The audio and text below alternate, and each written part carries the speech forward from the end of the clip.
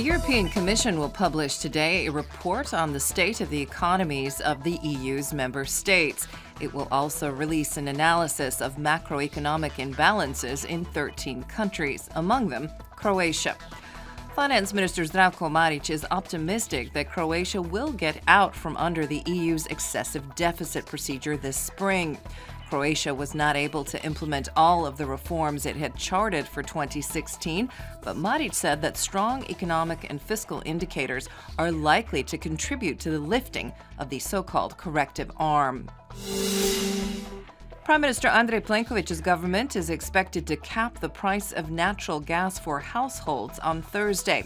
This comes after consultations with senior officials at the Environment and Energy Ministry on Tuesday over how the latest step toward liberalization of the natural gas market will affect consumers. There are concerns that further deregulation will lead to price increases. State Secretary Ante Čikotić has said that he did not know yet what the maximum price will be, but that the government was committed to protecting consumers from having to bear the full force of a price increase. The European Investment Bank provided more than 84 billion euros in loans for various projects in 2016, and nearly €500 million of those loans went to Croatia, EIB officials said at a presentation in Zagreb today. The vice president of the EIB will be talking to Croatian officials about contributing to the country's new investment cycle and major strategic projects like the Pelješac Bridge and the LNG terminal. The Croatian economy, also thanks to the reform that you are implementing, is growing, and this requires, therefore, more investment to be supported, and we are here to support this investment. Amnesty International says that the poisonous rhetoric of Donald Trump during his campaign for the U.S. presidency led to a global trend of increasingly divisive politics in 2016 that made the world a, quote, darker place. This comes from the watchdog's latest annual report. Amnesty International claims that populist, anti-establishment politicians were contributing to a pushback against human rights. The report covers 169 countries, among them Croatia, which is cited for discrimination against minorities and hate speech. We saw a shocking rise of the politics of fear and hate.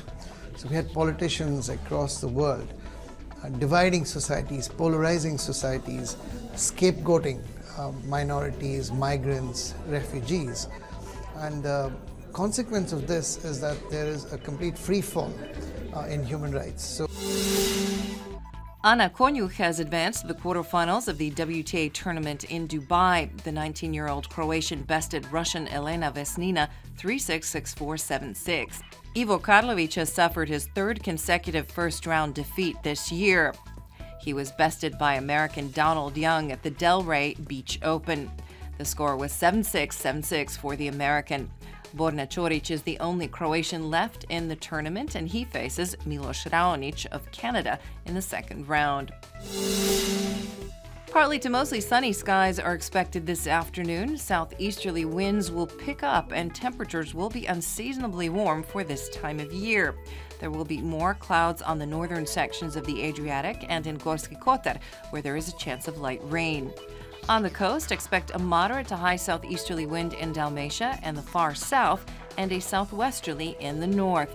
The day's highs will range from 12 to 16 degrees. Southeasterly winds will pick up further with occasional southwesterly gusts tomorrow. This will continue until Friday afternoon, when clouds will move in over the interior, bringing rain. Overnight into Saturday, temperatures will drop significantly, and there is a chance of snow in the mountains, possibly 10 to 20 centimeters of it.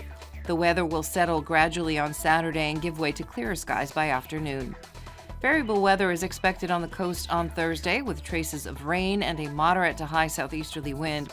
More clouds and rain are expected on Friday, especially in the north, and by day's end, all along the coast. The north will see clearer skies on Saturday, but conditions will remain unstable in Dalmatia with occasional showers. On Friday, southeasterly and southwesterly winds will remain high, but there will be a temporary shift to a high to gale northeasterly on Saturday.